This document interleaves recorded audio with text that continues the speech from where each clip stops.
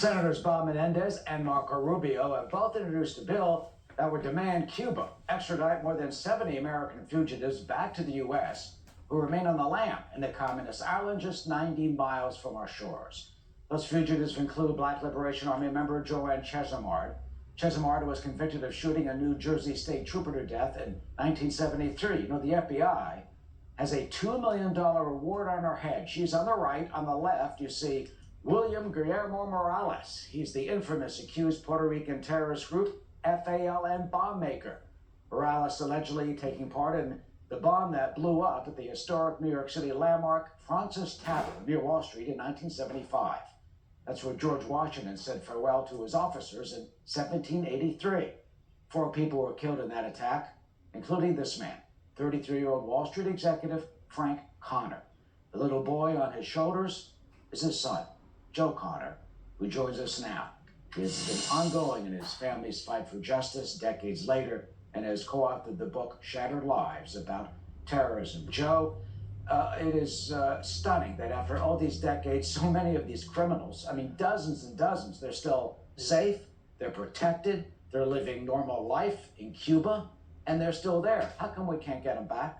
You know, Eric, this has been a struggle for my father was murdered in 1975, and for 47 years, this has been a struggle to bring these guys back. And, you know, this bill has so much potential to do that. And, you know, we know they're not back yet, but, you know, it's a great chance to do that. And the reason they're not back is there's really never been any force put on the Cuban government to bring them back. And now we're starting to see it. I mean, Cuba's now on the terror watch list, which they need to be. We have this bill. It's a bipartisan bill with Menendez and Rubio. It's a no-brainer. Return these terrorists. So Morales, Chesimard, Victor Guerrena, Charlie Hill, and account for the others. There's a reported 70 fugitives in Cuba that have committed violent crimes against American people. And this bill really has a chance to have some teeth. It does restrict money flowing into Cuba and makes them account for the terrorists that are there. I'd like to see more restrictions of cruise lines going into Cuba, but you know, we have to start somewhere. But I think we really have a chance to make a difference here, Eric. Yeah, you know what's so amazing is that Cuba kind of became this cause celeb for a while among Americans going and visiting, and you know, we get to go down to Cuba. You know, take a look at Cuba. Look at all the old 50s cars. They can be rubbing shoulders with Joe and Chesimard or William Morales, who blew off his hands. Absolutely, they could. And the money that they put into Cuba on those seemingly historic type trips are supporting a government that has waged a war. Look, my dad was killed in the Cold War. I mean, he was a victim of the Cold War. The FALN was Cuban trained, financed, and now we see that William Morales has been a guest of Cuba for years. So, you know, Cuba and Puerto Rico have been connected in that communist bloc there, and this was an attack against American freedoms. It was no coincidence that it's where George Washington did farewell to his officers.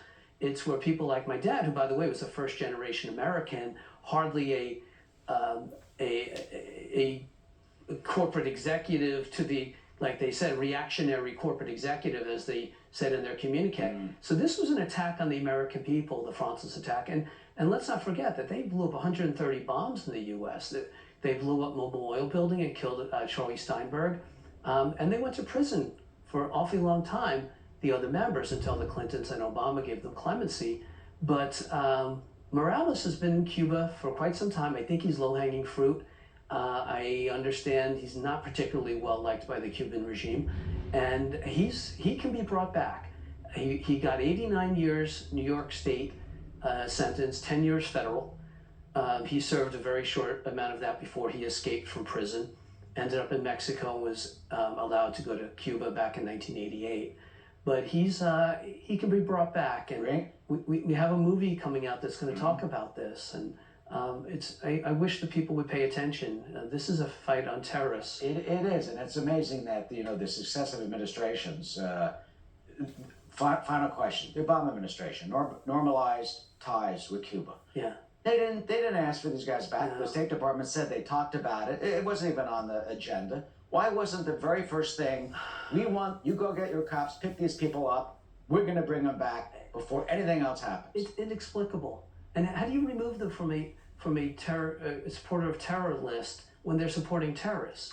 And that's what happened under the Obama administration. It doesn't take much to make that the first condition of any normalization has to be the return of these terrorists. And don't forget, Morales and Chesimard were convicted.